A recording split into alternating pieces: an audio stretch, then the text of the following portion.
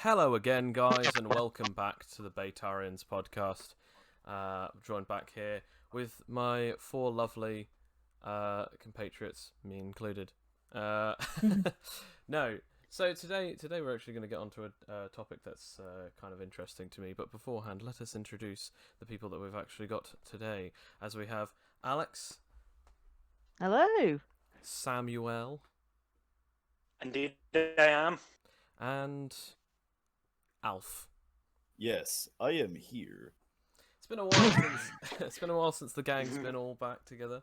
But I must say, I've noticed some changes with Alfie. I mean, it's just his eye color's changed and his voice has changed. I mean, it's any explanation for that, Alfie, or is I do not know what you mean, Alex. I enjoy many of my old hobbies, like walking on my two legs and respiring via oxygen. Oh, well, that sounds normal to me. Uh, I have no Good old complaints on Alfie. this. I am the same human male you all know and love. Wonder how long he can keep this up.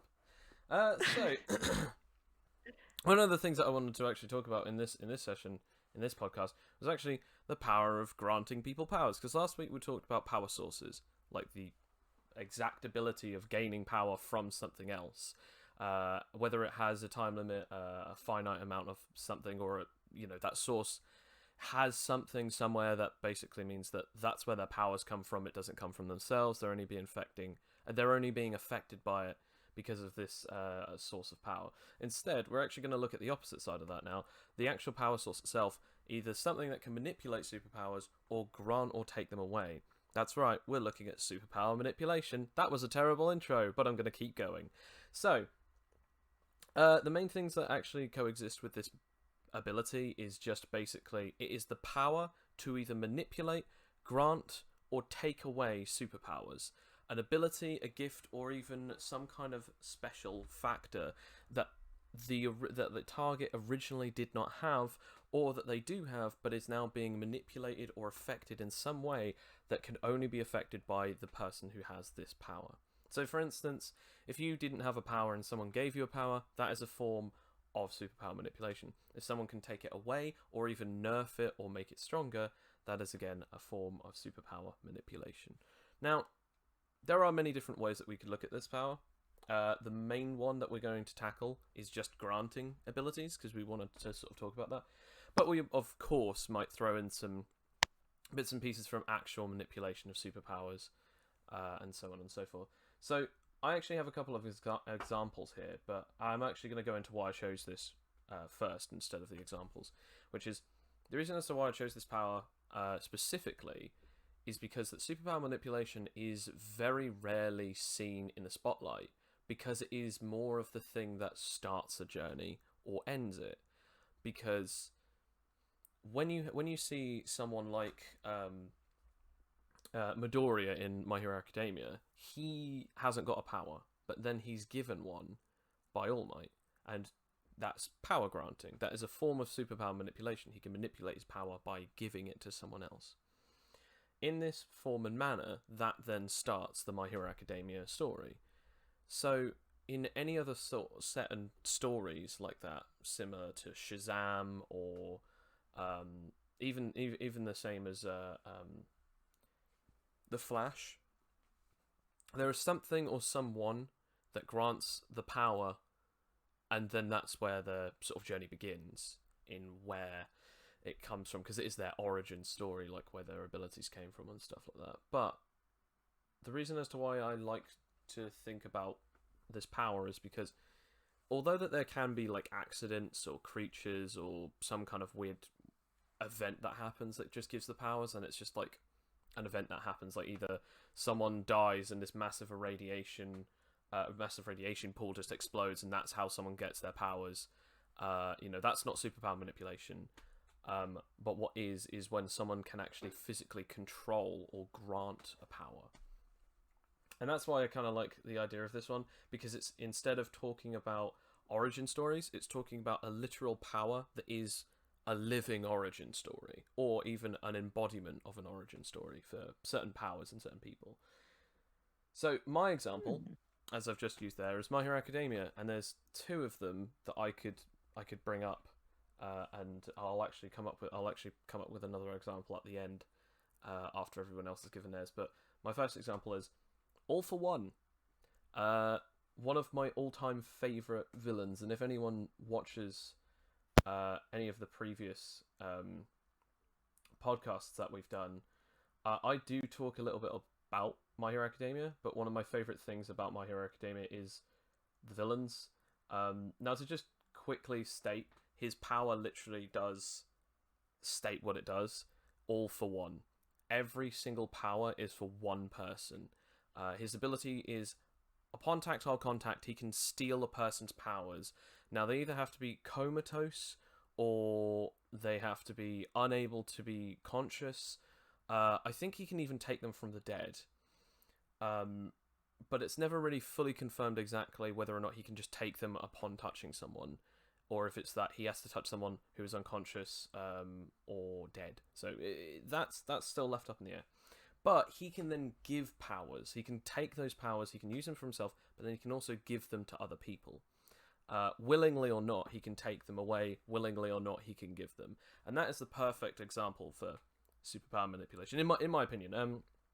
I'll just show a picture when he first ever introduced himself. Like, he has this massive like mask over his face, but he's like wearing like a tuxedo and everything, and he's really quite a formal villain. But he's just so terrifying with the presence that he holds, because he's not only stolen so many powers, but he still has them in his body. Not all of them, but quite a few of them he still has and stuff like that. So I really enjoy that kind of villain where you can actually have those powers, similar to a person is like, I give this on to you.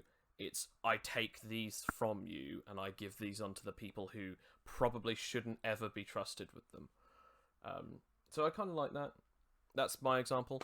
Alfie, you have not been here for long, and as you said, you like walking on your two legs. So what else do you like in the terms of superpower manipulation that you could give for us as an example? I messed that up so bad. I will indeed give a normal human explanation for an example that I have. I've actually got a couple. As always, with me is Alfie's JoJo Hour, and Take a drink. take a drink, everybody. Take a shot. Chug, chug, chug. Oh, by the end of this series, you'll get very drunk. My first example would be Will Zeppeli from part 1 of JoJo, who does train the main character Jonathan in the ways of Hamon breathing. But then when he is, spoiler alert for anyone who has not seen or read part 1 of JoJo, if you haven't, what are you doing with your life? Really, go back and watch it. When Zeppeli unfortunately dies, he passes on his remaining Hamon abilities onto Jonathan, the series protagonist, so that he does have like the level up that he needs to fight Dio. And you see like there's a massive sort of like power jump in between the two. I also thought that was quite a good one there, because I mean in JoJo there's quite a sort of pedigree with either temporarily or permanently, in some cases, granting sort of powers onto each other by way of stands. There are some stands that do this kind of in a positive way, kind of like giving level ups and sort of like power ups, but there are also stands that do it in a negative way, a bit like Cheap trick. Cheap trick. Yes, Cheap Trick, that's the one. For some reason, I just I did the same thing I always do with D4C whenever I just had like a weird kind of like mixed round. But yeah, Cheap Trick as well, which is like a stand that kind of like it fixes itself to a target's back, and if anyone looks its back, essentially they just die, and it makes dogs hate them as well as a load of like detrimental effects that it brings. Another example I did have was a character called Seth that appeared in Misfits Channel 4 series. That again, everyone should watch. He appeared first in the Christmas special, I believe, as series 1. But he is literally portrayed as a drug dealer who gets his power, and his power is power transference. So he basically works as a power dealing sort of character throughout the series, who just pops up pretty much. He starts out as a pretty cool character, but then it is like a straight man to the group, but then eventually just becomes kind of a plot device, really, for whenever powers get a bit stale, he'll just rock up, and then the characters can just swap powers to either a random power or swap each other's powers around. But he was a really cool character. They're the two that spring to mind for me. How about you, Alex? Well, yeah, I want to talk about a really underrated one that I found out about, quite recently. Leon Nunez doesn't have an alias other than the tattoo artist because he's a tattoo artist in the Marvel comics, and he didn't really discover his power until he started being a tattoo artist, and he could grant powers via tattoos.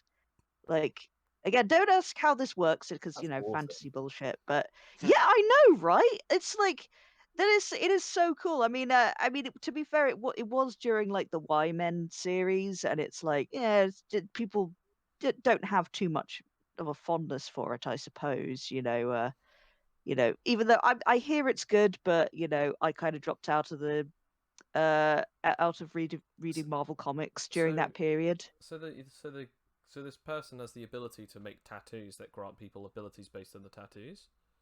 Yeah, basically, yeah. That is He so discovered this first. Yeah, he discovered. I know. Apparently, When he, I can't believe that he's so underutilized. Like he is sort of like a relatively minor character, but that is such an OP power. He discovers it first by tattooing a rose on a woman's back, and she just smells of roses for the rest of her life. Like, That and is then he was cool. like, "Oh, that's weird." And then he starts, drawing wings on people's backs, and oh my goodness, they can fly. I'd And really like to see. I really like to see what would happen if they did that stupid fad that happened for so long, which was people used to get bees, like tiny little cartoon bees drawn on their knees. Like how was seen in that Lord Oh. video.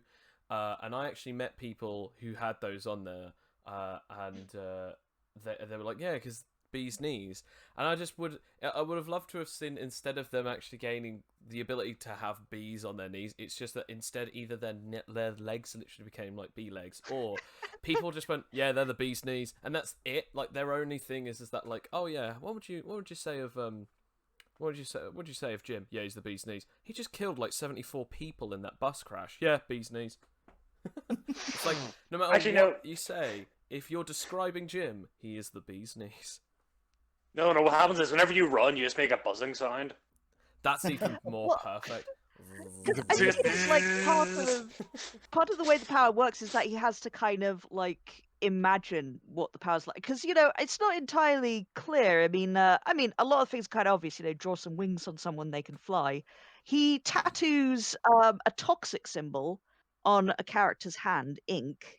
Who kind of gets a bit addicted to the tattoo things, and all the power it grants, and he gets like multiple tattoos with multiple powers, and ends up becoming ridiculously powerful. But he makes he makes a cop vomit, to avoid being arrested by just like showing his toxic hand, up to his face, and like instantly, it makes someone, seriously sick as if they've been severely poisoned. That is But it's pretty like, cool. yeah, but it's like, I think it does involve, the tattoo artist's imagination, because like that could mean like anything, really. I guess, it's limited by the person's imagination, because if he just like tattooed like a nuclear symbol on him, what if he becomes radioactive? Or He'd have what to if like it just becomes an explosive? Like an exactly. actual radioactive bomb instead of like just radioactive, or even can shoot radiation blasts. I like Yeah, that. yeah, it could be so done. Yeah, it's such a good power. It's such a clever way of like of power granting and manipulation, because it is sort of like you are branded with your power essentially, and you can like it's so interesting because he's such a minor character. I think that kind of adds to his mystique a little bit, because he is just a tattoo artist. Like he doesn't even discover this power until late into his life, when he just realizes, like, by thinking really hard about it and tattooing certain things, it's like, oh, these people develop powers. Huh. You know as well that ink actually appeared briefly in one of the X-Men films. Days of Future Past. That's what I was thinking of. Yes, ink does appear. Yeah, I was going to Yeah. say that, but I thought I'd wait until the end. But yeah, no, Yeah. you're Oh, absolutely so right. the tattoo artist Yeah. exists in that universe. Also, with Potentially. the would the power stop functioning if the tattoo was damaged? Like if his That hand is my question. That like if his that hand is got that cut is my off, question. then I'm sure it'll probably deactivate. But if he just got a massive scar or a slash across his hand across the tattoo, because it's I still mean, I there. don't think it's really, I don't think it's really explained, but I think that, because the tattoo is so important to actually granting the power, I think that it's theoretically you can get it removed, so you can get that power removed, and you can also change the power as well. Like he can I mean, I think there are a few scenes where he does multiple tattoos and he augments the powers a bit more by doing other, illustrations around it. So I think it is entirely possible if you damage it or change the image in some way, the powers change or gets removed. So I think that's canon. I'm not entirely certain on that one though. I'm just going by what we see with him. What about because I was always interested in this. I have to be honest though, this is now officially my favorite one that we've exampled so far. Just Yes. the power to be so so creative that your creativity is the exact thing as to what you can give powers, and there's no limitations, barring, I'm guessing, just the amount of skin that you can have showing at the time. Oh yeah. It's just I mean that so that would cool. be that would be the most threatening thing as well. I That's mean the they don't quite get there, I think, in the X-Men, but like to have this guy, completely full body tattoo someone. Can you imagine just walking into a room knowing that the tattoo artist's power, and you're like, oh, we are screwed. Look at this guy.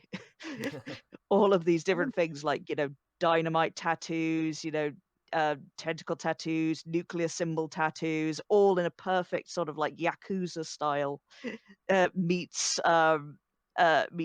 New Zealand warrior tattoo, just all over their body. And it's like, wow, okay, I've created a god. I wonder if it just works on him though, because I mean, I'm having a look at loads of pictures of that Leon character. He doesn't actually have any tattoos himself. No, well, that's the thing. He doesn't do it himself. He doesn't do it himself. It's basically, I don't think that he can actually grant himself powers. I was It's only wondering that. through him. Like he's a conduit through, his power is granting powers, but he can't actually grant himself powers. I mean, it's like, I guess, yeah, it's like tattooing yourself. Like when you try to tattoo yourself, you can't really do it to the best degree. It kind of is a bit rubbish. Well, there's always the I mean, one not arm. that I've tried. Okay, Yeah, so try to do one The arm one or your arm. hand. that's okay. So you've got you've got tattoo artists who can make literally almost any weird special abilities, powers, or even just I'm gonna say like even strange oddities. Sam, I'm sure that you've got one or two up your sleeve. Possibly one of them is to do with the Greek gods. Let's see what you Possibly. have to say. I mean, I do have a lot. let's hear a couple. Okay. Well, because you know how much I love Spider-Man. He is my favorite character. We all do. Yeah. But I will go instead for a character within that universe that is very close to him. Have any of you heard of Madam Web? Yes. Yes. the, Yes, the, the perfect best. split. The best mystic character who just kind of sits there in her throne. Well, in one of the comic books, she got murdered by Craven the Hunter.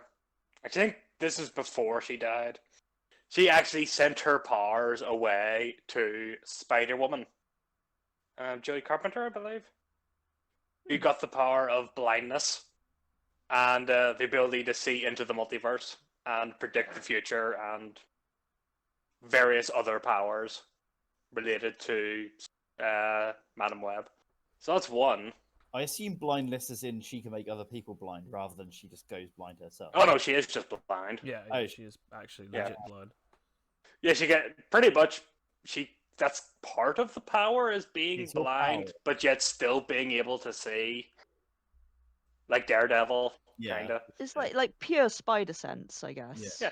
Oh, like remember the Matrix Revolutions? Remember Neo whenever he was blinded, and then he could just kind of see everything on fire Yeah, no, I remember. like that. And one from a game that I doubt many of you have played, the 2002 Hulk video game based on the movie. I think I actually may have played that. Is that for the PS2? Yes. Yeah. No, I remember Yeah. actually playing that. That was That really classic game. I've only Oh. played Where- probably the first two levels in that way back. That would explain it because at the second level is the stealth section with Bruce Banner, where everyone kind of thought, no, Just no, no, just no. snap. Yes, but no. If you actually played further into the game, you will discover that the leader has found a way to kind of extract gamma radiation from the Hulk to give powers to other people. It's essentially to create super soldiers and other beings similar to the Hulk, like Ravage, Flux, and various other just super soldiers that are bigger and green. big green. And at guy. one point, is even able to take away the Hulk altogether from Bruce Banner. It's actually pretty- Yay! But then, of course, he has to take it back because the world's about to be, the world's going to be taken over by super soldiers and Oh, Hulks. how inconvenient. yeah. What's he say? This isn't your power. This is my curse, and I'm taking it back. Great lines there Yeah. from the So as I Great. promised, I did have one last one left, which was my final example, which is the Demon King from Seven Deadly Sins, and I finally get to use this one, but I also get to use the Supreme Deity from Seven Deadly Sins. In the anime, they actually have two factions. One is known as the, I believe they call it the Hand of Sigma, which is the faction which is to do with like basically fighting against the demons. And then they just literally have the bloodline of the Demon King, which is just literally every single demon and the royal family of the Demon King. And basically, the Demon King has the ability to grant half of his power to a set amount of beings that he trusts. However, they confirm that he is so powerful that if he gave half of his power away, adding on top of someone's other power, they could eventually overthrow him. So he doesn't give them all of his power. He then separates that power into 10 segments and gives it to 10 people. And he grants special abilities on them called commandments. The 10 commandments work on a very strange principle, which is you're given a boost of power, which increases your maximum capability of energy, powers, special ability, and even just being able to manifest magic at all if you don't have it. But it also gives you a curse. Now, the curse of the 10 Commandment is abide by the commandment or be fell to the curse. Now, all of them are based on each one of the different 10 Commandments of the biblical 10 Commandments, but they work in conjunction. So, just real quick, they do seem like they're incredible abilities, but they also seem like horrible downsides, which is what would you imagine would be I've immediately forgotten the words now. It's thou shalt not kill. What do you think would be the commandment of passivity? Oh, didn't we? Yeah, I would have thought it would be like within their presence, there can be no death occurring at all. You are correct. Would anyone like to? I think I remember losing a certain character to someone Yeah. who had either this ability or something very, very close.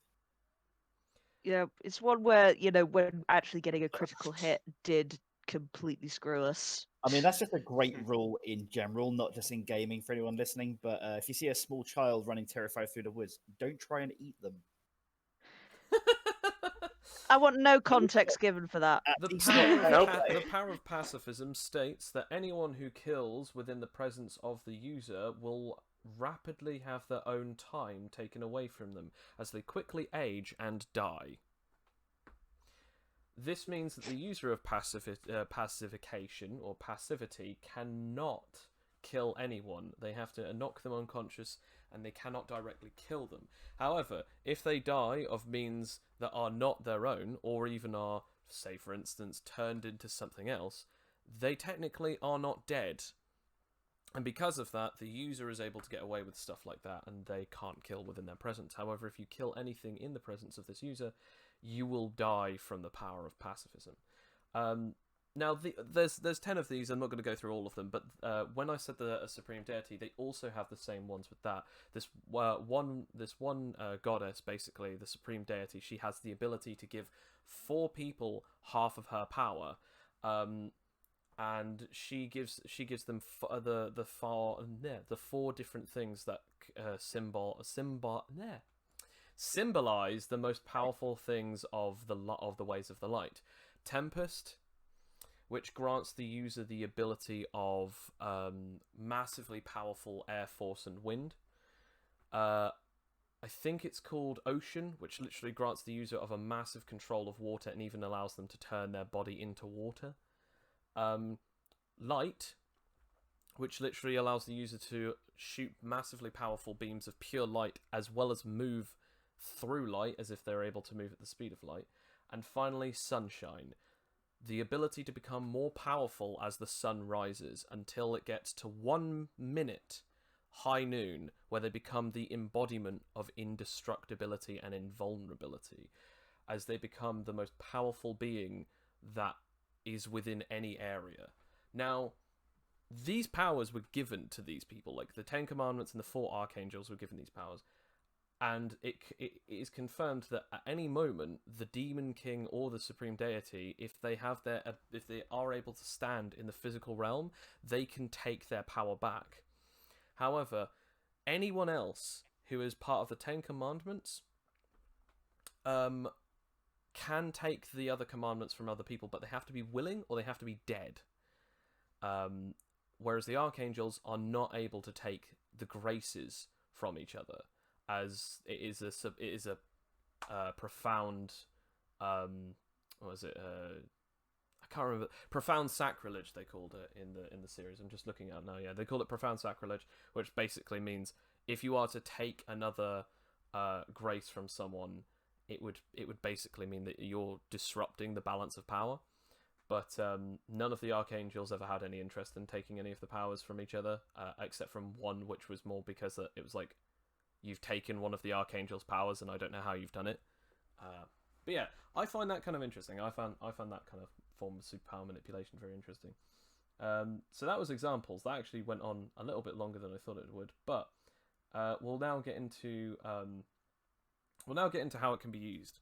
Now, the discussion here is more based on how exactly you think that it could be used in different ways.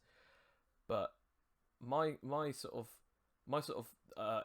concept of this is, I think the best way that superpower manipulation could be used is probably either by giving people powers or programming special abilities and making multiple powers, kind of like replication.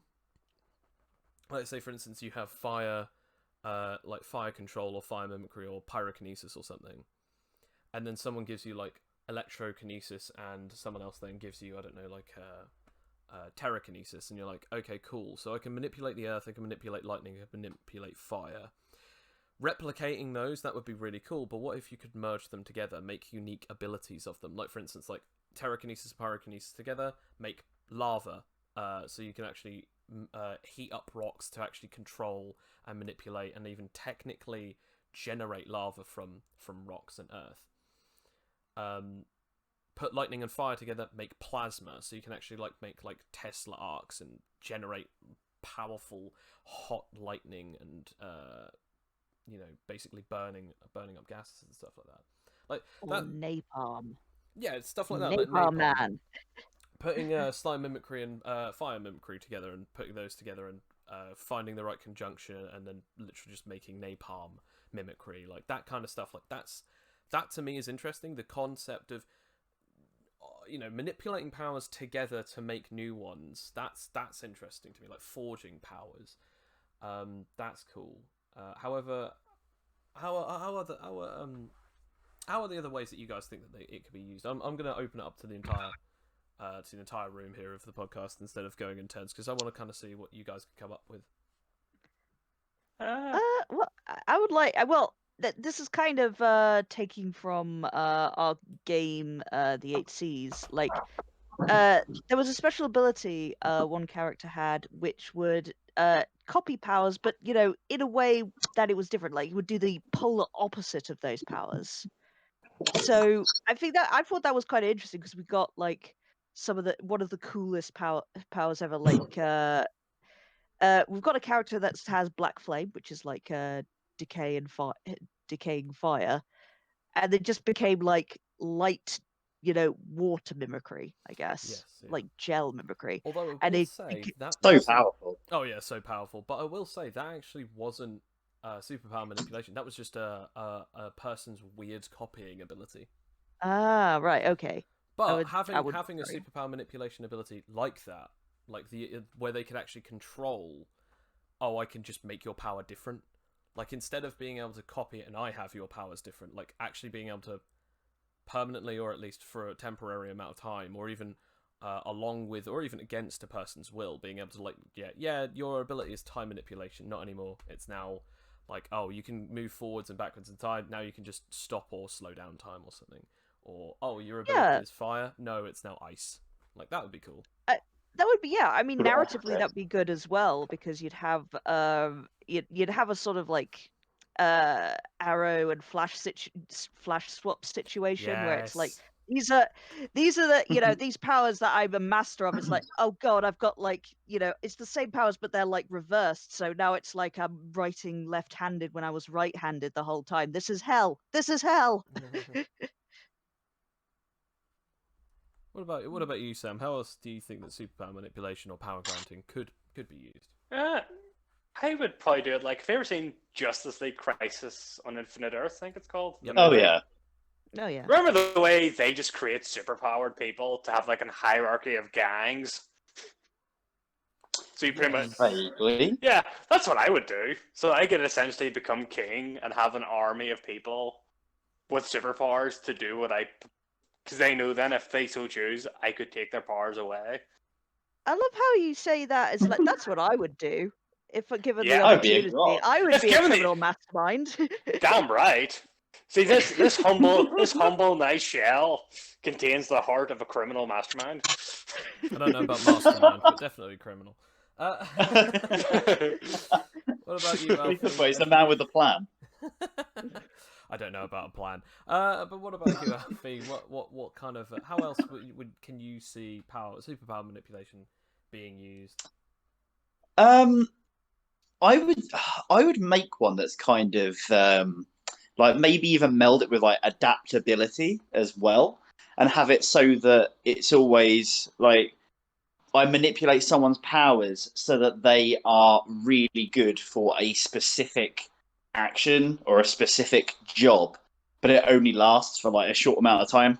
Like for 10 minutes, your super strength, all of your super strength gets turned into super speed for 10 minutes because you need to run away from something, or you need to like take like a message from somewhere to somewhere else. Or just like, oh, cool, you have telepathy. Great. So for 10 minutes, I've converted your telepathy into technopathy because that's what we need right now, or converted it into telekinesis. It's like it can't make a power completely different. So it can't make a power that's like endurance based or something like that into an emitter style power or like a meta style power. But if you have an emitter style power, it can make it into another type of emitter style just for a 10-minute period. That it's the most useful power, like the most useful variant it can make it for the job that it needs to be done. So in other words, you're the person who can adapt other people's powers to the specific Yes. target and situation of that moment. Meaning that like It's being Darwin, but yes, for but other people. Yeah. Like in Yeah. other words, like Wolverine. I've noticed that your biggest problem is having like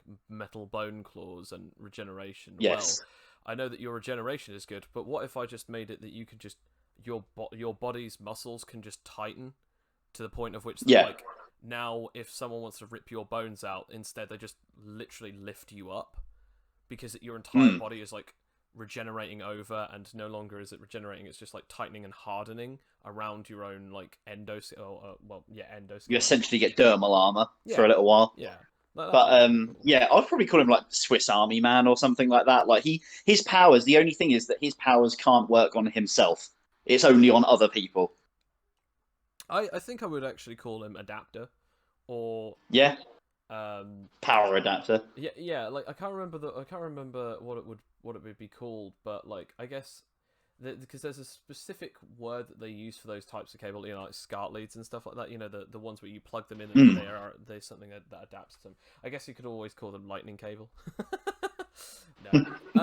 Jeremy Socket. Jeremy Socket. So here's the last bit then. Part of this then, I think how else it could be used would also be something that I think all of you guys kind of missed, which is the ability to take other people's powers and mix them around. Removing that for a second, being able to manipulate them. I love the idea of how All for One does it. Forcible quirk activation, where you can just grab someone, turn their powers on, activate them, similar to what Rogue can do when she can hold someone and then use their powers while she's holding on to them. But I actually really like the idea of having it where like superpower manipulation can even go as far as to just lock a person's powers off. Like they still are that superpower being, but they can't effectively activate them. Like kind of like well, like Amon from Legend of Korra. Yeah, sort of like that. But imagine more like Manual Samuel, where a person is grabbed and then power locks, and then suddenly like you can't use your power, similar to what Amon does, or suddenly just go manual swap and all of the passive abilities are now active, so you have to activate all of the abilities that are activational are passive, and the worst thing is you don't know when they're going to passively activate. Like Awesome. fire immunity for fire mimics, where like their body is just completely immune to fire because their body can turn into it. So because their body can go into that metamorphosis, their ability is their body is completely immune. What if suddenly... Makes someone kill themselves with their own power. What if suddenly like you have to like go, okay, activate fire immunity, otherwise we'll explode, and then suddenly just like fire just erupts from the person's body, regardless of whether or not they've actually turned on their immunity. It would be like that character in the Venture Brothers. He's just constantly on fire and it hurts him all the time, so he's just screaming and he ends up becoming a power source of this screaming man on fire, in a jar because there's really nothing they can do for Sounds him. awesome. It's not. It's horrifying. It's horrifying. Isn't that Metal Gear Solid, boss? I'm pretty sure it's Solid. Yeah, pretty sure it's fun screaming man on fire. Yeah. Screaming man on fire. I just really like the idea of just having some kind of weird way of just messing with people's powers to just such a point that it's like. It's similar to something that reminds me of that moment in Gravity Falls where he goes, how about I shuffle all of the orifices on your face, and snaps his fingers and suddenly his eyes are coming out of his mouth, his nose is suddenly his ears are suddenly his mouth or something like that. It's just really awful. And that's exactly what if you had superpowers and someone was go, by the way, Superman, your ability to shoot lasers out of your eyes now you shoot lasers out of your fingers, your eyes are actually super strong, the rest of your body is super durable, but only to kryptonite, everything else is poison. Like, that kind of, like, I can make your powers completely the opposite of what they are. Or even just you say that. Call it inverse. Yeah. But that could have happened that could have happened in the Silver Age, considering one of the times he was able to make a miniature version of himself by punching the air. Wasn't there also like an entire 10-year period in the Silver Age comic series where they would just put gorillas on the front cover of every comic because they sell really well? Yes. Yes. I remember that. Comics are weird. Comics are weird. You know what?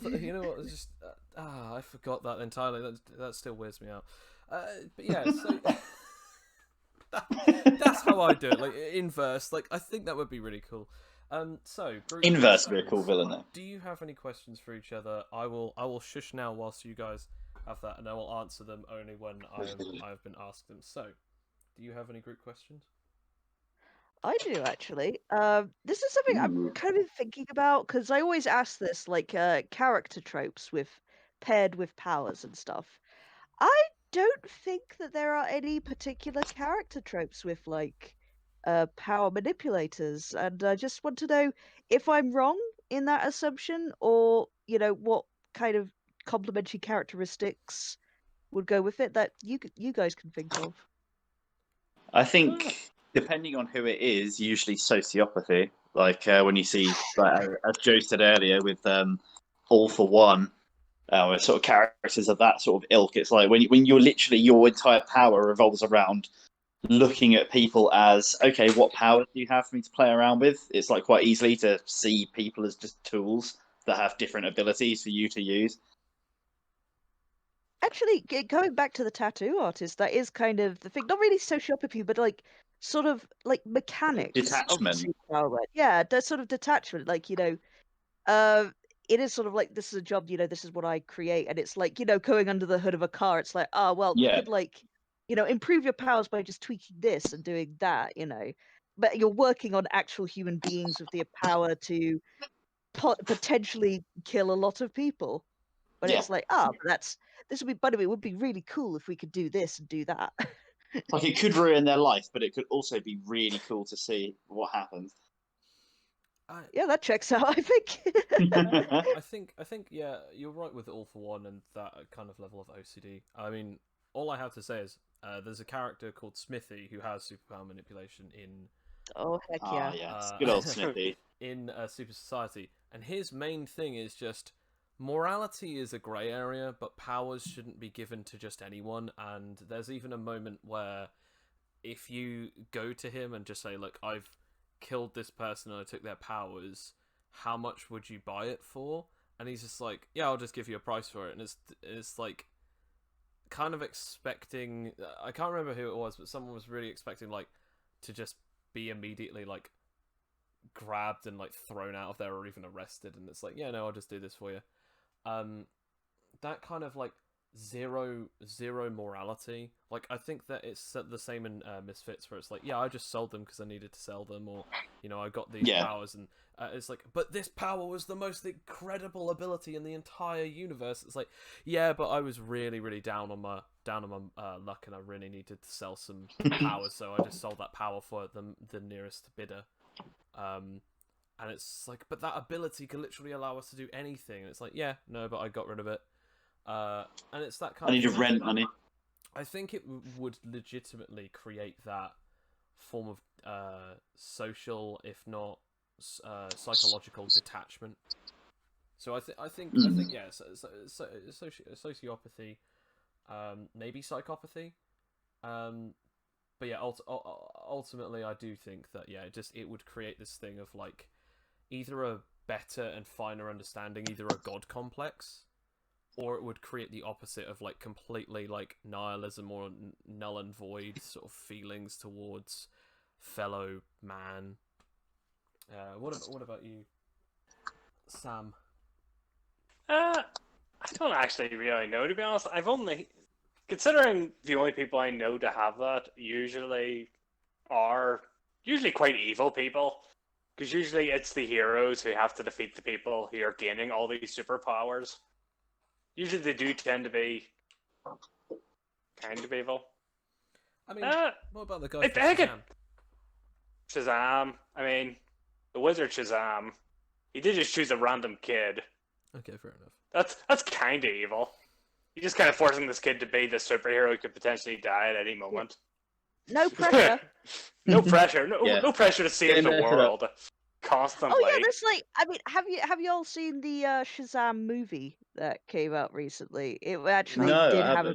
No. Oh, I don't know. Well, I shouldn't. But well, oh gosh, It's really good. See it. It's so good. It has a wonderful take on like sort of granting powers to essentially like not very responsible kids, but it also like messes up kids who are not considered worthy, who are not who don't choose the power. I mean, they're rightly not chosen because they can be easily tempted, but it's like they're freaking children.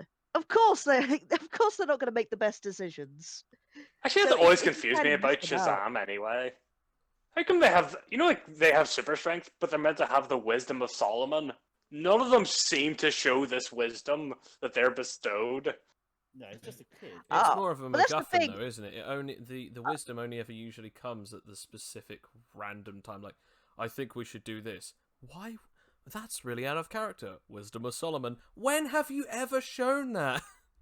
I mean, exactly. I think it is sort of like the way that it's done. It's kind of like a clever way. I mean, they kind of like they focus more on the physical attributes in the movie, but it is sort of like wisdom is chosen to be used, and he does have like granted better intelligence, better thought process and stuff, but it's like, but he's a kid and he's not responsible and he's kind of like a bit broken and messed up on the inside. So he just chooses not to use it because it's more fun if you use your powers, irresponsibly, which I thought was a nice, fun twist on it. Very true. It's very true. Yes, I mean, makes yeah, sense. for real. See, it's like it'll make you feel all warm and fuzzy on the inside because it's like just such a because it is sort of like it's not even like really a cautionary tale and stuff because it's like they learn lessons and stuff, but it's just it made me feel feelings. Okay, it's a good movie.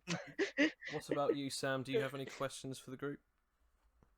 To be honest, I was trying to think of one right all the way through that because it's a much harder to think of a question for superpower granting.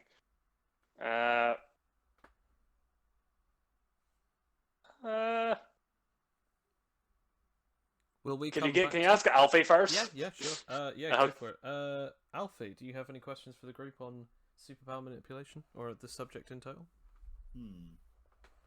Well, it's more like superpower, I guess. I don't know. I can think of a few examples where it can either be superpower granting or superpower lending, but with having either a warlock style patron, but it could also kind of like meld with you. Like, would parasitic kind of like other entities and outer gods and things also be considered superpower granting?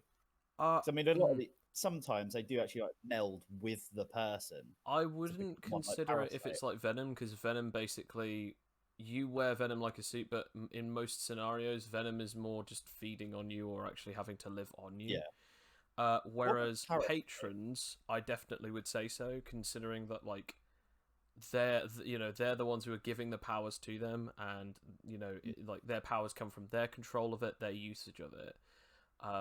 And so I'd say patrons, and yeah, I guess you could also say that, like as we said last week, the Power Rangers. Oh my god, our Power Rangers just warlocks. Kinda. Or So cool.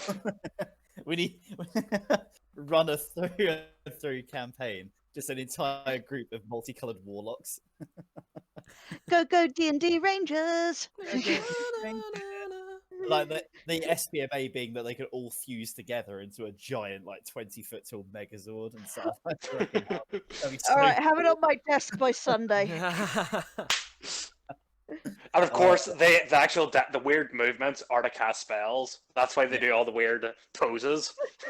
Yeah, so just like usage styles where you have to do something alongside with something. So it could just be like, oh, dexterity 15 or above, and then you can use like this thing with like a less like roll, and then you can suddenly like summon fire, summon earth, summon water, and it's just like, yeah, now I have the sword of the Megazord. I hate myself for knowing that. So is that your question then? I mean, I have a question. Which color Power Ranger would you be? Which Power Pink! Ranger Warlock would you be? Yes. I want to say red, but I actually feel like I'd end up with green. I know I'd end up with green. I want to be White Ranger. Hey, Cool. in the Gokaiger, green was my favorite one because he was the nerdy, cute one. Yeah, I do really like green. I'm gonna go with Red Ranger because red is my favorite color, and that's the Power Ranger that I got. And Alfie already took white, which was my second choice Power Ranger, because those are the Power Ranger toys that I had. Yeah, so guys, if you suddenly have skipped all the way to the head, yeah, we're now talking about Power Rangers. You've actually come to the early episode of episode 13. Episode. No, so I'm guessing your question is just more like, would you consider patrons superpower manipulation, or do you actually have a question based on patrons? It depends. I mean, patrons like warlock style are usually they grant or lend powers to somebody. But my question is more kind of like symbiotes, like Parasite from Parasite, or Venom, or Carnage, like creatures that bond irreversibly with somebody. I'd say no, only because the exact confirmation of superpower manipulation is to either grant, manipulate, or even take away. an existing power. Like for instance, the reason as to why symbiosis technically isn't / technically is only because that symbiosis is by technicality its own thing. But also, if you were to look at it in another way, getting bitten by a radioactive spider, getting caught in an explosion, or just coming to another planet, that doesn't necessarily mean that you were granted powers. It means that your body was able to handle something to then have a strange change, to have suddenly powers manifest. So it's the difference between having powers given to you or powers manifested. Like for instance, the totems. I mean, that is a form of power manipulation or power granting. But being bitten by a spider isn't technically power granting, because as they've already said in some of the other comics, which if you read, like, I think it's like the Darkest Timeline Marvel, there's actually like a thing where it shows Bruce Banner is like a horribly mutated person and he dies from gamma radiation poisoning. And Spider-Man gets bitten and he dies instantly from the radioactive venom. So it is actually confirming that it is just more of the body manifests this particular in this particular way, this power, rather than it's actually the power is being granted to him. It's more of a happening. Sam, I can feel you bearing down on me, but that's exactly how it's stated. But it's not. It is stated in the comics. That's even why, because let's be honest, radioactive spider does not make sense that you'd get powers from that. Because they even state that the reason why it's radioactive in the first place was because it was the kind of goddesses, Arachne people, honestly. It is very kind of manipulating that spider to bite them. It is very That's why the Noir is the best one, because it's just some kind of magic spider in a statue that breaks out and then bites him. And then meets a spider god, and that's how he gets his powers. Regardless, it's still just the fact that it's not power manipulation. As for power granting, it is on a level. It is power granting, but it's more just the best way that I can explain it is as stated in the Superpower manipulation. It says the ability to control already existing or grant a power to someone. And by forms of superpower manipulation, that basically means that power granting is a secondary subsidized ability of power manipulation.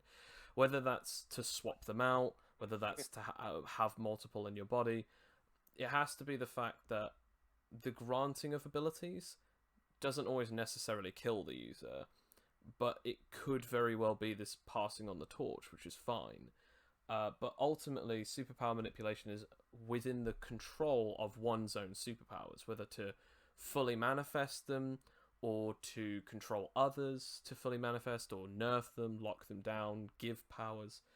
So, symbiotes are more just the fact that they are symbiotically, they require a human host to have that. Similar to that of Terrakinetics need Earth to be able to manipulate their powers. You could also say that, nature or echokinetics actually require plant life to control their powers, and biomanipulators require living subjects to use their abilities on. It really just comes down to, at that point, what their powers work on and what their powers don't work on, which is exactly why I wouldn't consider gaining powers from a specific situation, like being bitten, having something like that. I wouldn't consider that as superpower manipulation, regardless of what new retcons of canon have stated of being bitten. Regardless, like, that's fair enough, that's power granting, but symbiosis isn't. Yeah. Would you then consider the great Japanese Spider-Man? He gets his power from being given blood by an alien from the planet Spider. No, because at that point, that is more his physiology is being changed because that he's being his blood is being introduced by a new blood. So at that point, also, it isn't power granting. It's more that his body is suddenly able to be akin to that blood, which then in turn gives him powers. Because as we've seen in certain circumstances, such as the CW's Flash, or other scenarios such as in One Piece, Dragon Ball Z, and a couple of other animes, but quite a few also movies, just because you get a blood transfusion from someone who has powers does not mean that you get powers. slap However- down for Japanese Spider-Man. Oh, however. Yeah. However, Spider-Man. just because you get them from the blood transfusion doesn't mean that you will always get them. So in other words, Spider-Man I mean- again, Spider-Man, the Japanese Spider-Man, which by the way, I love that variant of him because he actually does have a Megazord. Oh yeah, actually, dude, can I say wouldn't- the best thing about that I though? wouldn't say though that the alien is a power granter just because the blood gives them power. At that point, it's more of it's an ability that their powers just so happen to have. Yeah. I mean, it's more like a bracelet that kind of injects him with blood and allows him to call his Megazord and shoot web. Oh, well, It's in a that case, confusing yeah, series. in that But- case, I definitely don't consider that then. Oh. No. But can I say the best part about that? About that show? Remember you said he has his own Megazord? Yes. Because of Spider-Man, they actually introduced Megazords into Super Sentai, so you can thank Spider-Man for Power Rangers having a Megazord. I- Thank you, I Spider-Man. forgot about that. Oh Uh, my god. There's also Yes. Spider-Man where he kills a load of people with an Uzi at some point. There is. Oh yes. yeah, So. it is great. It's a great TV show. It's amazing. So I hope that answers your question. Like that took up quite a bit of time there. Sorry, Alfie. Just yeah, no. Symbiosis technically is a different type of power granting. It's kind of like we work together, similar to like fusion, where it's like you know what symbiosis is? It's a power source. It's not power granting. It's a power source where you're temporarily being lent this ability. Whereas with power manipulation, you can give that power and everything like that, and they don't necessarily have to be the source. They can either give that power, and then there you go. That's that power done. You have that power. That's yours. But with superpower manipulation, you can either give, take, or advance or weaken a power that is already pre-existing, or giving it to someone so that they then have that power. So it's literally the concept of controlling superpowers rather than your physiology is superpowered and you require another living form to be able to operate and work in this extreme state. Do you have any questions, Sam? Say, Because I do. Would you Sure. classify machines like that can grant superpower granting?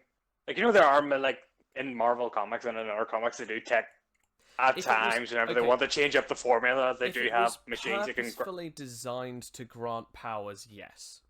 Oh, like a great example is, have you ever seen X-Men the original, like Oh the yeah. 2000 movie? Like remember Magneto? His Yes. machine had the ability to pretty much mutate people to have superpowers. Yes. Considering he doesn't actually have the power himself to manipulate to grant people superpowers, He would you uses classify Rogue. that? Yes, I'd say yes, because he uses Rogue and he uses his powers I and mean- he uses Rogue to actually create this device that manipulates Actually, a strange radiation or a strange energy that literally grants people powers. At that point, I'd say yes, because the specific right. design of the item was specifically to give people abilities. It wasn't like oh, it's an accident and now it just so happens to give people powers, like oh, an explosion happened and now you have these abilities, sort of thing. So yeah, I'd say so. I mean, they did die soon afterwards, as we saw, but Yeah, still got superpowers for there's- that. Yeah, they still got superpowers for a bit. Is But it that the was, same principle that creates Deadpool though? Because he gets like he's his come from he has himself, like a not from yeah, it something comes from that gives him himself. his powers. It Yeah, has to so be an I always outside source. I always thought it was like that was the same principle with the first X-Men movie because it's like, everyone has like potential mutant genes and they just sort of like mutate them.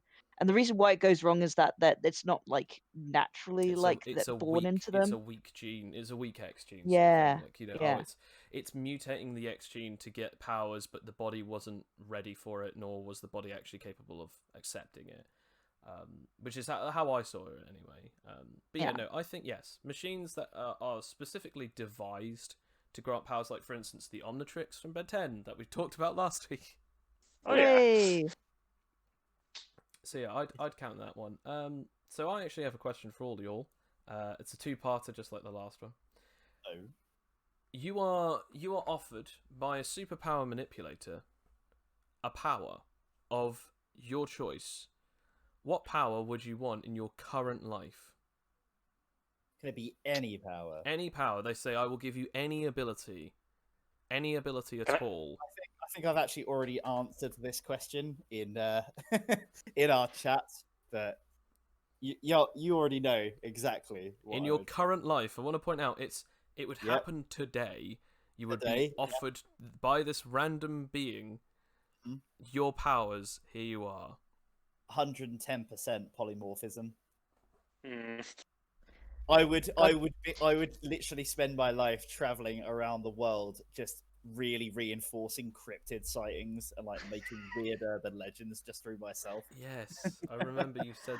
You And can I'd live like- your dreams. I would become like the Peter Parker of the cryptid world. It's like I would be the best photographer in the world, getting really clear pictures of like the Loch Ness monster because I set my camera up on a tripod, turn into I it. must say, you would get caught eventually. It's like, how did you Oh, yeah. get this chupacabra to take a selfie? Oh, well, they're so dexterous, It's like the monkey selfie, and it's like I post it in a magazine, and there's a massive legal battle as to whether or not the chupacabra consented to me taking his picture.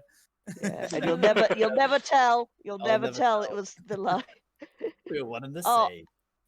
I mean, you know what it is with me. It's going to be biological manipulation. It's so I can finally live my self-insert dream of Aspen. And also it's just to be such an OP power. I could just I could just heal people who are hurt. I could make people hurt more if I don't like them. I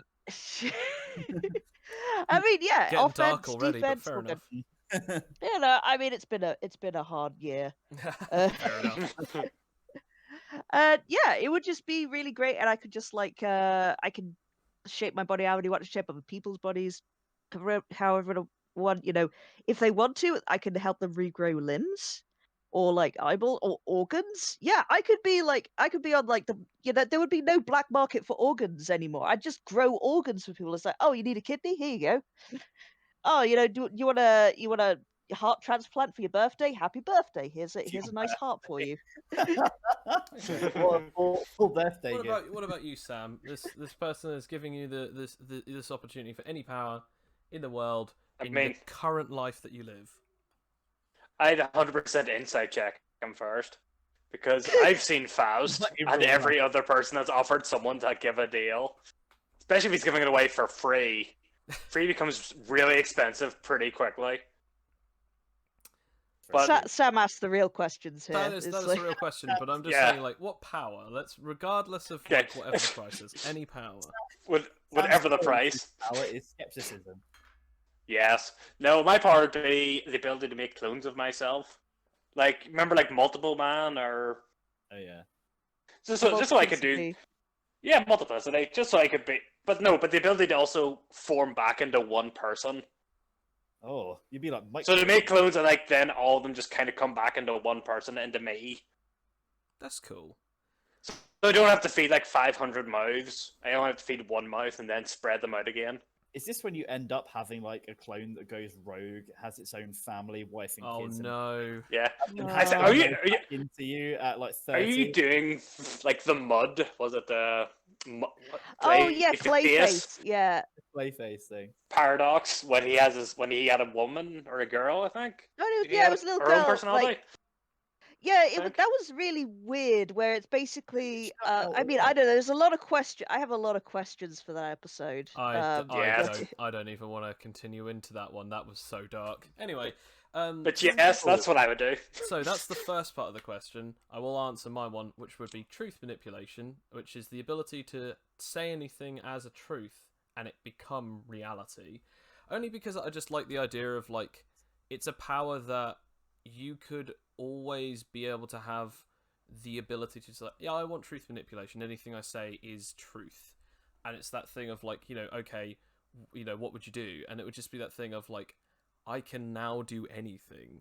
And Wouldn't that be like the genie asking for more wishes thing? it is to some degree, but at the same time, you can also have it in multiple different ways, because that there is a problem with truth manipulation. There's 3 levels of monkey's paw. Truth manipulation can either be you can only have to speak it, has to be in a clear sentence, has to be stated as a fact, or it has to be, which is the worst one, it has to be something that you have answered. So there could either be multiple limitations to it or a multiple load of downsides to it. Because the more widely variated it can be, like for instance, oh yeah, it's just anything that is stated as a truth by you. So if someone goes, oh, is the weather outside nice? And you're like not even paying attention, go, yeah, sure it is. Suddenly the weather is nice, and that could like suddenly ruin the weather somewhere else. Like, oh, suddenly like this rain that we needed for the last 2 days has now finally come, and it's now just disappeared out of reality. I can see that being like really dark to use after a while, because it's like you have to pick every single word that you use for the rest of your life. Or you have to make sure that a person doesn't just make you answer in a certain way. Like,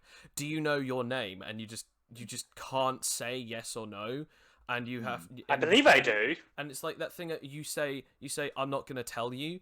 But then if you say that, then no matter what they do, how much they torture you, you've now ultimately affected your abilities by saying, I'm not going to tell you. And it's that thing of like everybody. That's one of the reasons why I like it, because it's one of those powers that, although yes, it's that Genie Infinite Wishes thing, it's also Genie Infinite Curses, because your power now is literally at the tip of your tongue forever. It also means that you can't ever engage in comedy again for the rest of your life. Considering I was just about to say that.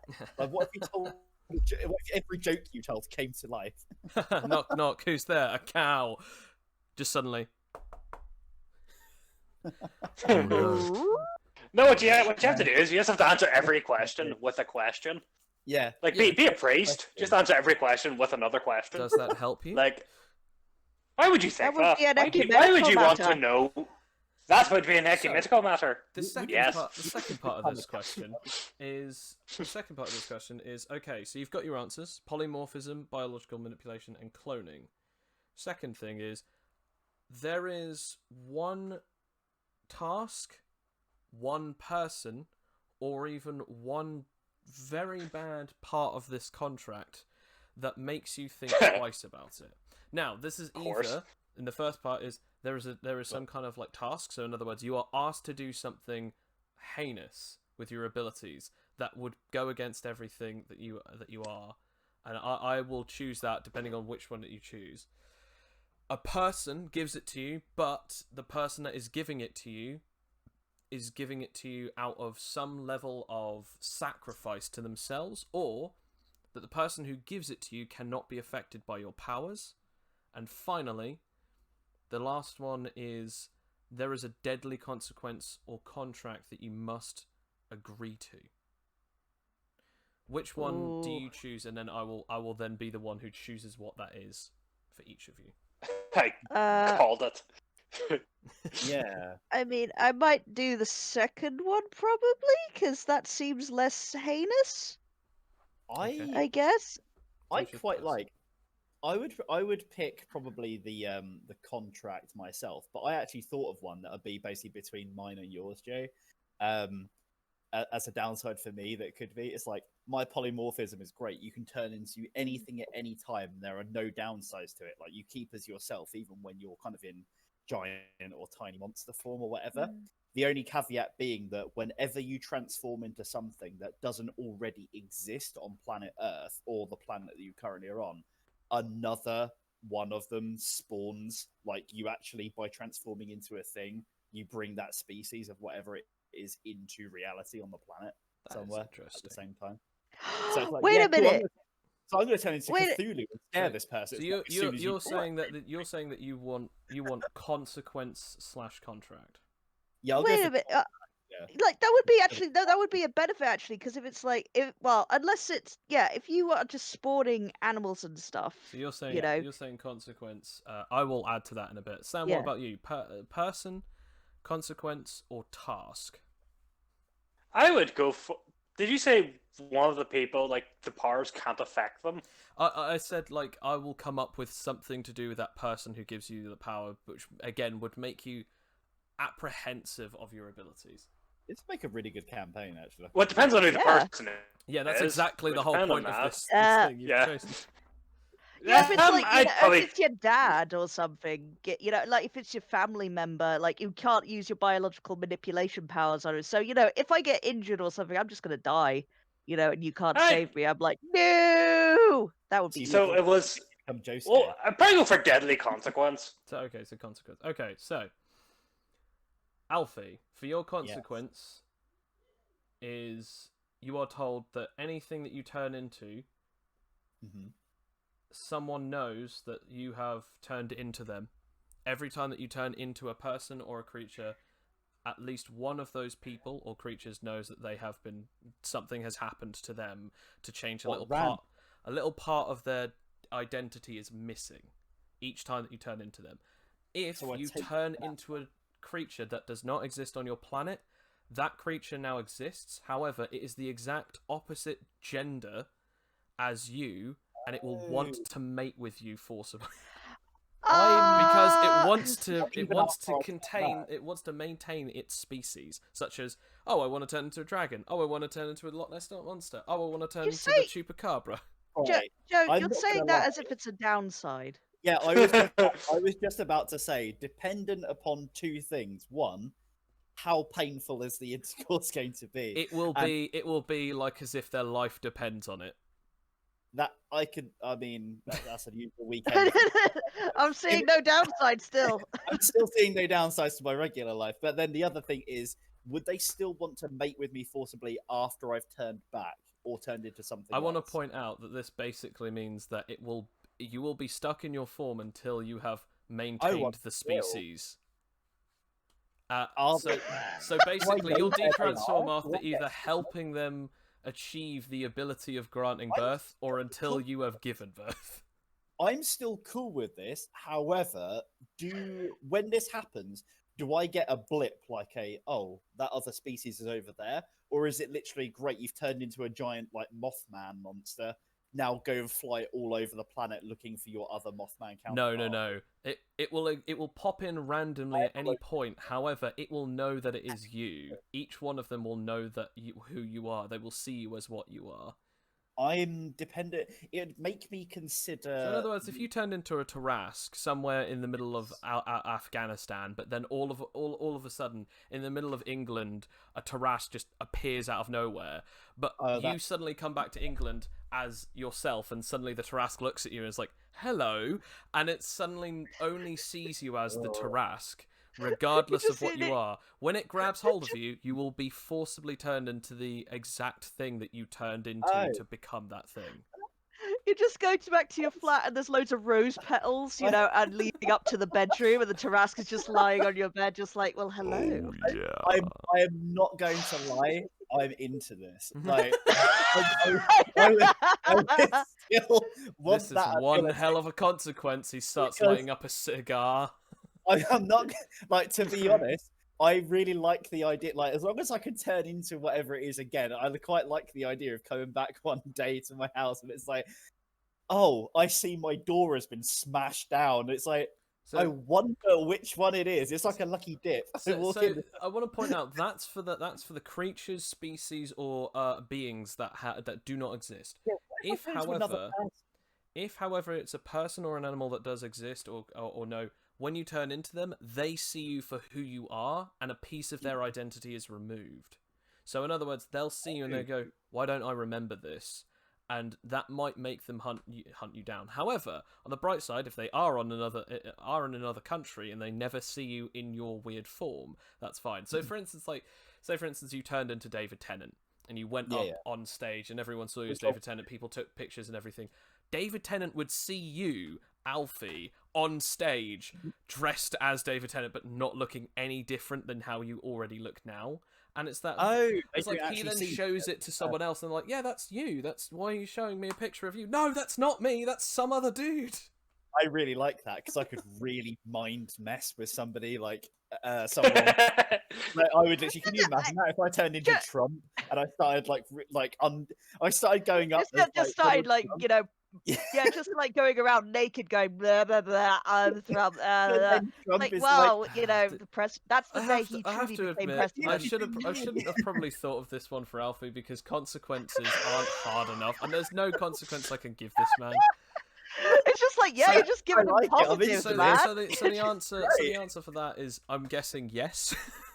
Can you imagine though? It's just like, you come on Monday, you're back at work, you're sitting in the office, and I was like, "What did you do the other day?" "Oh, I went home and watched Emmerdale, and I kind of cried myself to sleep on Friday night." "What about you, Alfie?" And I'm like, look at like, I'm doing my nails at the desk, and just like, "Yeah, I shagged Bigfoot on Saturday." Like what? Oh, you know what they say? You know what they say about big feet? Woo! Oh A lot of boy. hair. So I'm guessing that as a yes from Alfie. So yeah, you Oh, would yeah. take the consequence. based on that. This is the best question you've ever asked. Alex, your It's great. your question. You Oh my said God. person. So I'm Yeah. gonna say the person that is giving you this ability is a family member.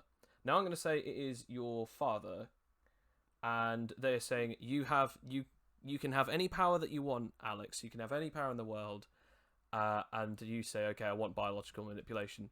Once they give it to you, your ability cannot work on the grantor. And you know this full and well. You have been told, once you have this power, it cannot work on the user who gave it to you. Do you still Well, first take of all, it? first of all, that doesn't sound like my dad. Like he would not be saying like, no. It's like, no, you're not getting this. This is too good. You're like, I mean, he won't even let me have the last. He won't even let me have the last crisp. He's not going to give me his. I want No, to point I'm out, kidding. he I'm doesn't have kidding. any powers other than the power to grant a Oh, person a power. yeah. Oh, that I mean, I'd feel pretty bummed, to be honest. But I would like give him the best medical care possible by just creating organs over and over again and selling them, so that he could get like good things. So Okay, I'd so kind of get a way out of yeah, it. you still get it. So I'd it's like still the do organs it. wouldn't work for him, but you could still sell them, and money still works. So okay. Yeah, money still. That's the ultimate superpower, really. It's money. So Okay. I think that would bum me. I wish I didn't plant that idea in your head though, because that would Actually, properly I bum have me to be out. honest, Yeah. I was really annoyed because I had that set up because I know that you like biological manipulation and I know that you like helping people, and I was thinking, what is the hardest thing to have to admit that you can't do? And I was thinking, a family member. So I did Yeah. play a little dirty there, but it was more just to see what your answer would still be, and you Yeah, still came I mean- around with a smart answer, to be fair. Thank you. Yeah, but for real though, if money didn't work, that would be a massive bummer, and I might actually say, oh, I'm not sure about this. Money would you know, money but would still work. It's money only would still it's only the direct ability can't work on the person. So obviously, if you used your power to help you sell something that would then grant you real world money, then that's fine. So Sam, you Yes. said consequence. Now your ability was cloning. Yes. I'm going to say that the way that your cloning would work is that you... okay. So you're told that your consequence for having this ability, for having this power, is that you never know which of you is the real one or which of you is the clone. As soon as you start cloning, the more times you clone, the more paranoid you become of if you are the real one ever again. And It works. here's the worst part. You also gain all of the memories of each clone that dies. So therefore, it imprints more of the paranoia. So okay, that works still. Because What about if I mean, the only way you can clone is by if you actually cut off a large portion of yourself? I And was it's gonna, like, I was I gonna mean- say grow more back. of a. I was gonna say more of a drop of blood. All it requires is just a piece of DNA, a hair, a tooth, a chunk of flesh, even a drop of blood. That's all it requires to make a clone. can I ask, considering the power I asked for, do they come back into me? They can come back into you if you have the ability to do so. However, if they're like, say for instance, on the other side of the world and they die, that's then when it's like, they can't come back to you at that point. And when they die, you suddenly instantly gain all of their memories, including the memory of them dying. So you even feel them die at the exact moment that they're dead.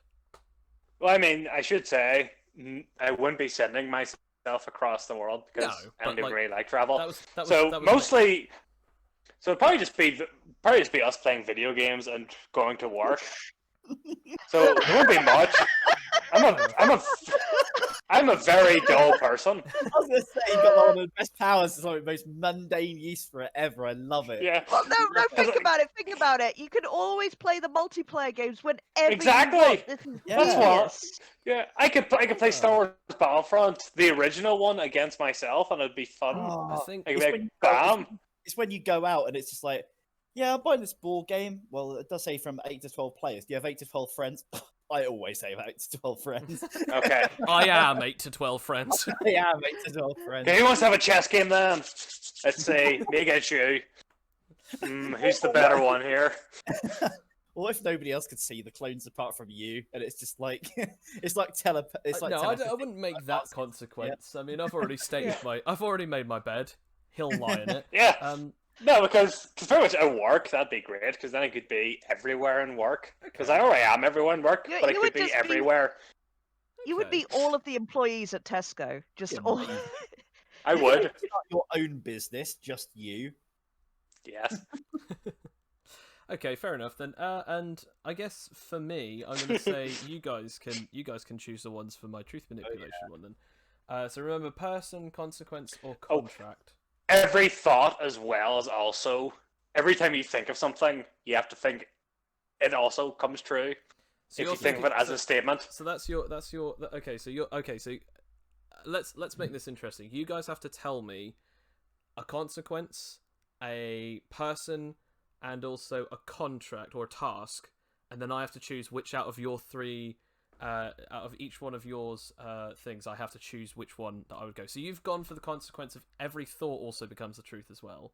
I've got a person one. I've got a person one. There's someone that there will be an antithesis to your power. There'll be someone who will call bullshit on you at all times. Like they'll just be like, I don't know, like maybe your school bully or something. You know, someone that has the ability to completely emotionally devastate you. They are the only ones in the world immune to your power, and at any moment can just undo your power by saying, "No, that's bullshit, son." But that's only whenever I'm within the vicinity of them, or if they are actually, or if Oh, I'm yeah. able to see or hear the thing that they say to me that completely calls me out. So I can Yeah. still live a normal life, but if they suddenly appeared and go, by the way, I know that you have powers and I'm calling bullshit, and then all of my ability-based things just disappear. Yeah, and Okay. they'll be like really annoying and cyberstalkery as well. So it would be very hard to If I get had rid this of power, them. I don't think I'd need a phone. That is a good point. And what about you? So the task. What task would I have to do to get this power, or what task would I have to do after gaining this power that would be reprehensible, Alfie? See, you could have the power for free. I'm not going to make you do any task to get the power. However, once you have the power does not work on the person who gave it to you. And once per year, the person who gave it to you is going to call in a favor for you to change something. And you have to do it without question as to what it is.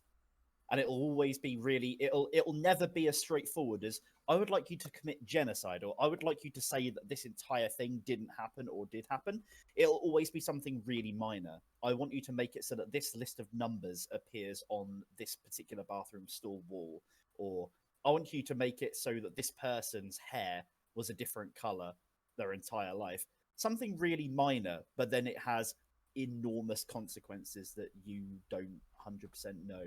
Or at least it could, because if I knew that it had dire consequences, then I would be even more. Yeah, that's the whole thing. It's never as straightforward as just I want you to just erase people or whatever. It's never malicious. It's always I want you to do a favor for man, me, see- and it's always Oh. minor. And then you spend the I'm- rest of your life looking at all the things that happened on the planet and wondering if that was because of you or not, and you'll See, never know. This guy You'll knows never me know the probably. truth. This guy probably knows me more well than anyone else. He knows that I'm terrified of the unknown, and he knows that at any moment someone just says any random vague thing.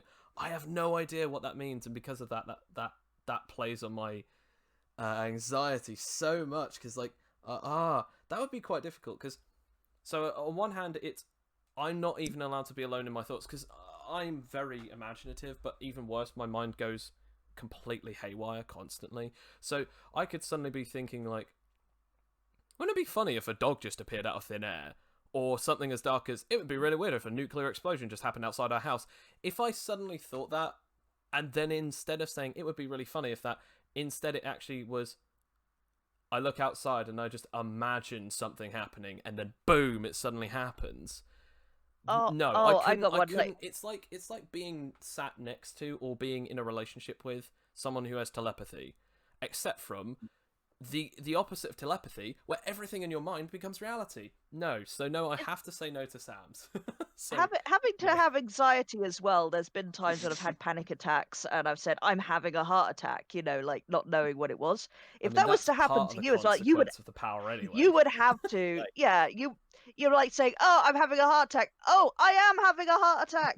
Instant kill. Yeah. Like, So, no question. Terrible however, consequence. the person who's calling bullshit on me, depending on how common that person is to my life, would really depend.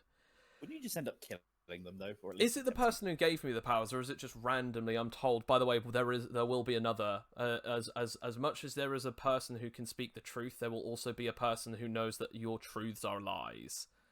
Yeah, I think it would be the power giver. It's like you wouldn't necessarily know. There would be like, Okay. yeah. I think if I could make a deal with that person, I think I could figure a way around it, because I just have to figure out exactly what they want. And I mean, fair enough, there are some people who just want to watch the world burn, they want to torture people, but there is a level to it which I feel like I could still get out of or get away from, which is just the fact that I could actually just like, I could say to them, look, I know your ability is the ability to just completely nullify my truths, but can you really take that one key thing and say, like, aha, I have this one thing above you, because you need to sleep sometime. And I, on the other hand, have the ability to just at any moment I could use this power to completely destroy everything that I want. And I have this ability to do so many things. And it's, so I could probably either go the good guy route, or I could go, all right, no more messing around. You've now started to ruin parts of my life, and because of that, I'm now going to start ruining yours, regardless of my abilities. Because let's be honest, there is always going to come a time that someone is going to go too far in the extreme, and your abilities are going to seem more like, I now have to use them.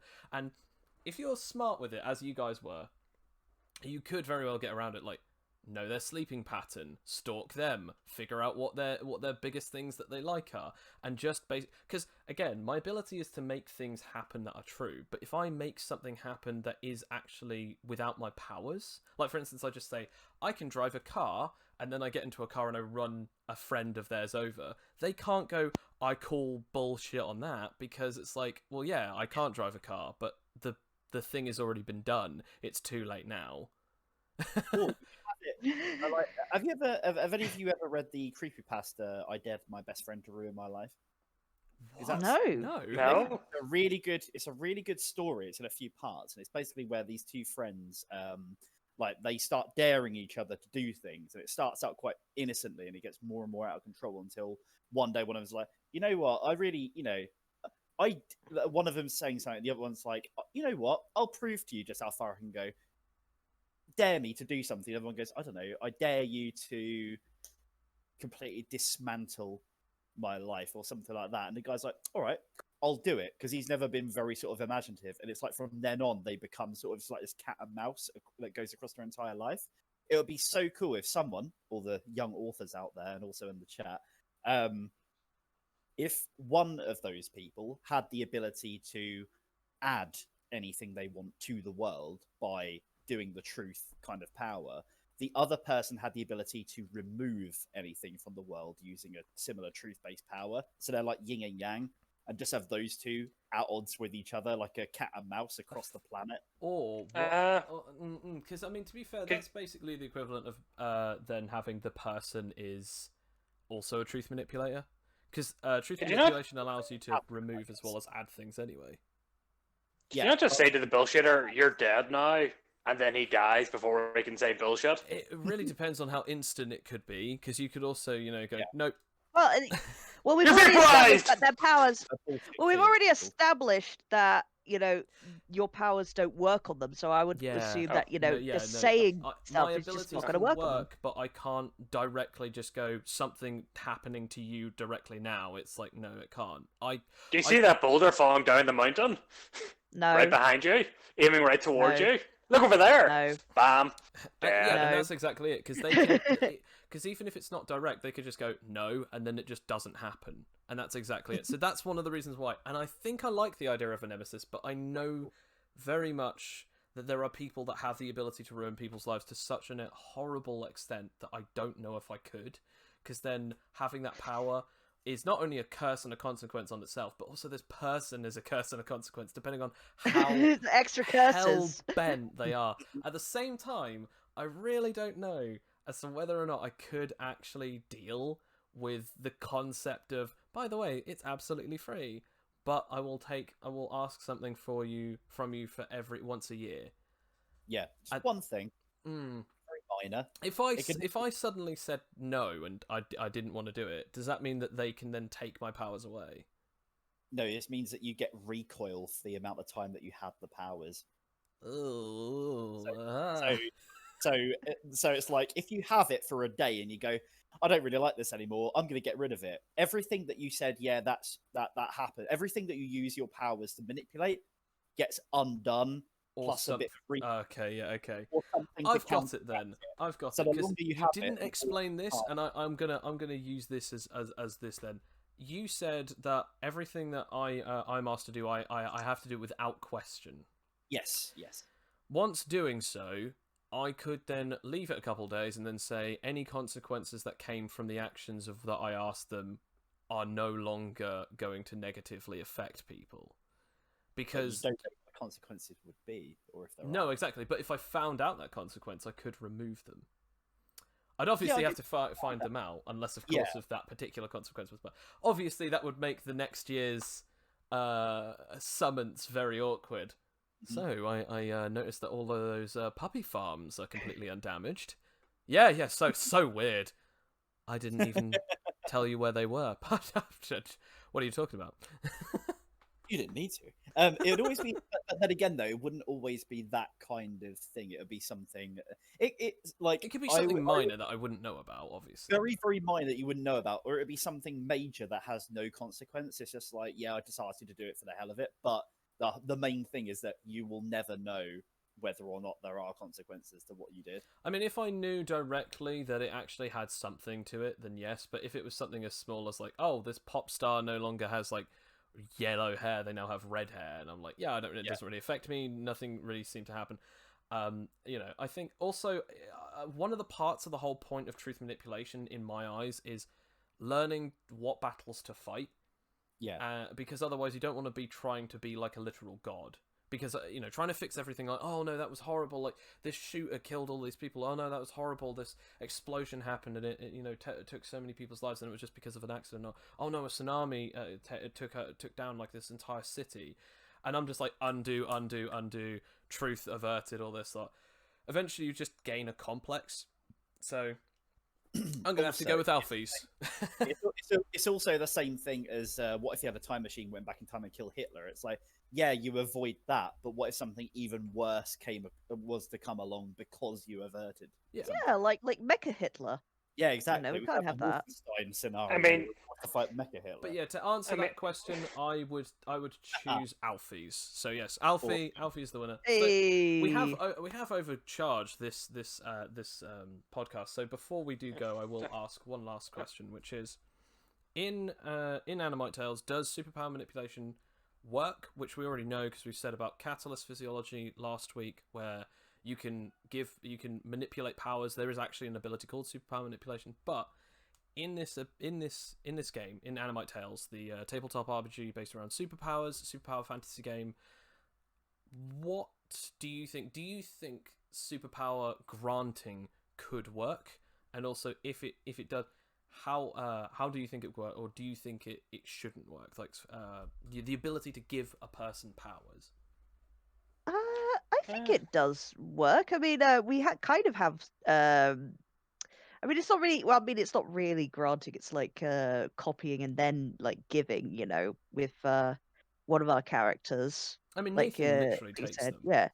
Yeah. Yeah, he literally takes them and like redistributes them. It's what redistributing things. But yeah, I guess you could have it like you can your power could be like granting powers, but it has conditions like the tattoo artist, like it's like, you know, you have a predetermined set of like, drawings that you can do on people. And as long as those drawings are intact, yeah. That's cool. I mean, that'd be pretty Yeah. cool because you'll just end up with like a box standard template for like different powers that you can actually put out there. Yeah. I guess And people you will can start- take them away just by like tearing them off people, which could be, You groovy. have a removal. Yeah, remove again. Yeah, you could get tattoo removal. What about you, Sam? Do you think the ability to give powers can or could work in AnimiteTales? And before that, I do have to say, we all know it would have happened if Hitler does die, because we've all played Command and Conquer 3. No, We I all haven't. see Tim Curry. We all have Tim Curry yelling, "Space!" The only That was place the not best corrupted by timeline. capitalism. Okay. Oh yeah, yes, it does work in the game because we've used it in the game. We have. Because yeah, you can. We've seen Big Bunny Boy Captain Nathan with the ability to take powers and gift them to other people. R.I.P. Captain Nathan. Words in a heart. And I'm sure you could probably using what's the word? Special abilities where you kind of change an ability slightly.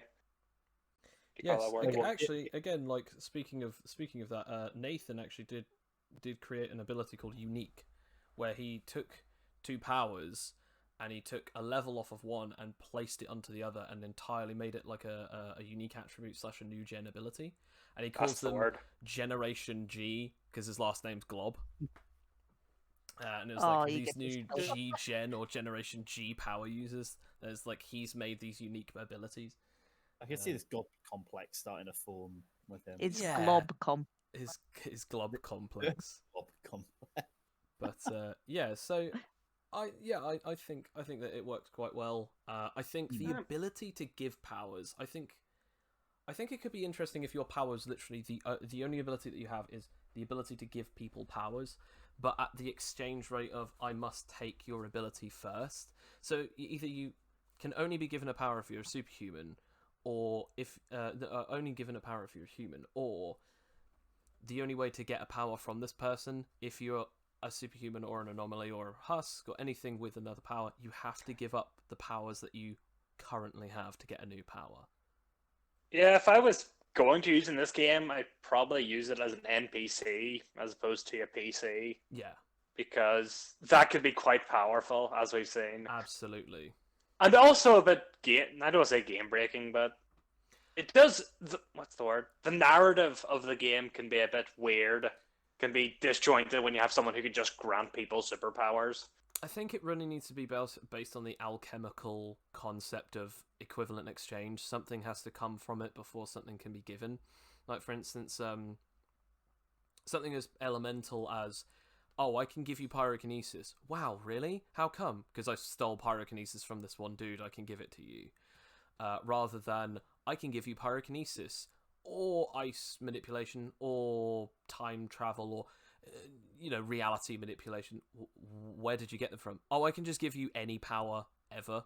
So I mean, yeah, in game, I think it would actually have to be, if you're an NPC or a player, it either needs to be as an NPC. It's, I can only give you a power once, and that's it.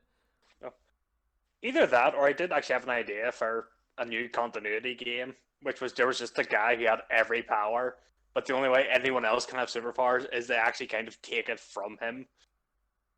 That'd be kind of Essentially.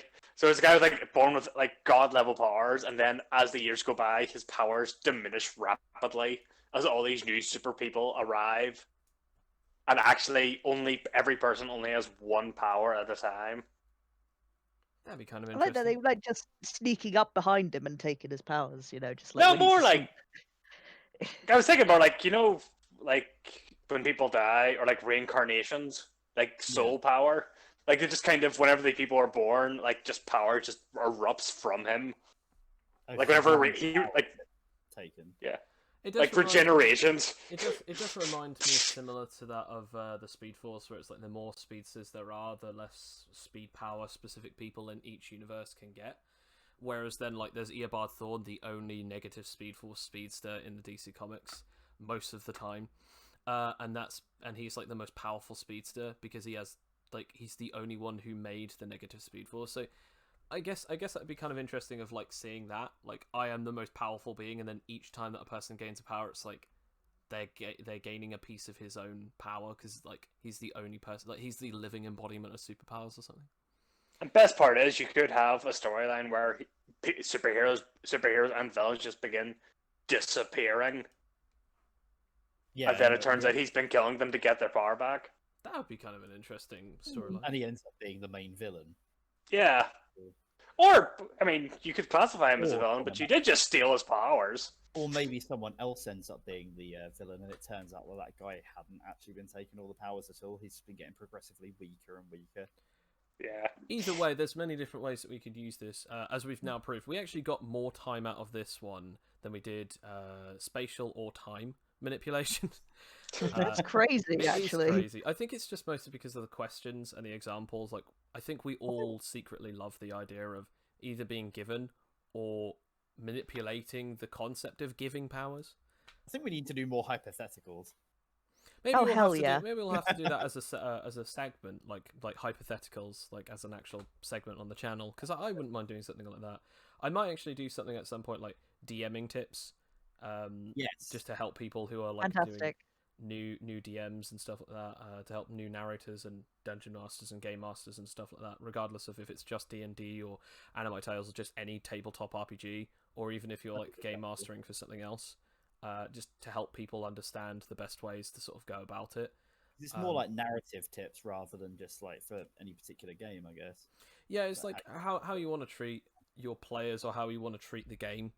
Less about like the attitude, more about the exact way that you want to go about DMing, because not everyone is going to be able to do 100 voices like Matthew Mercer, or you know stuff like that. Like, not everyone's a voice actor, but not everyone has to be. No one has to be. You can do different voices for your characters, or you can just literally just play it without doing any voices, but you could still have an incredibly amazing time at DMing and allowing your players to enjoy it as well. So I mean, look forward to potential other types of videos. I'm also going to at some point put out some voice reels of other characters that we actually have art for. As I said before, like on the Patreon, we have different tiers so that people can be playtesters, and also people can actually have art for their characters that they want to make, and either have in as NPCs or stock characters and stuff like that. Just have their art shown, and of course, any of those tiers can either be playtesters or actually be a part of the group's thing, because we actually do have an AnimiteTales Discord server where we test the games on Sundays, Tuesdays, Thursdays, and Fridays at the moment, due to lockdown. But as things are getting lighter and lighter, things might change. But depending on the amount of patrons that we get, will depend on how more often that I'm able to do these. Like, for instance, more patrons we have, the more games that I'll be able to separate out and stuff. And who knows, maybe we'll be able to have one of you lot as our DMs, considering that I've been torturing you guys. I mean, playtesting with you guys for so long, that maybe we'll be able to see that. But Why do you hurt us? Why? Why do you do these things to because us? I love you so much, all of you. Accept it, accept the love. accept all of my love. But no, again, thank you guys for joining this podcast. This one has actually been quite an interesting one, to be fair. So thank you again for all of your incredible examples and questions, and so thanks for joining us. Yes, thank you, Bye. humans. Your feedback in your ways has been quite enlightening. Absolutely. And I will see you in the future. He said the thing. He said the thing. He said the thing. Should I also say the other thing? Yeah. I have a plan. Oh no. Oh no. Anyway, guys, if you liked what we actually showed up today here with, or if you like any of the other ideas that we just came up with over the last 5 minutes for potential other parts of content, comment below, or even tweet us at AnimiteTales. That is at AnimiteTales. It's on the screen right now. Just put at and then AnimiteTales with only a capital A and a capital T. I'm sure that'll work out fine. But yeah, just either tweet us or comment on the comment section below, and obviously we will hopefully see you later. Bye-bye! Later, nerds. See you in the future.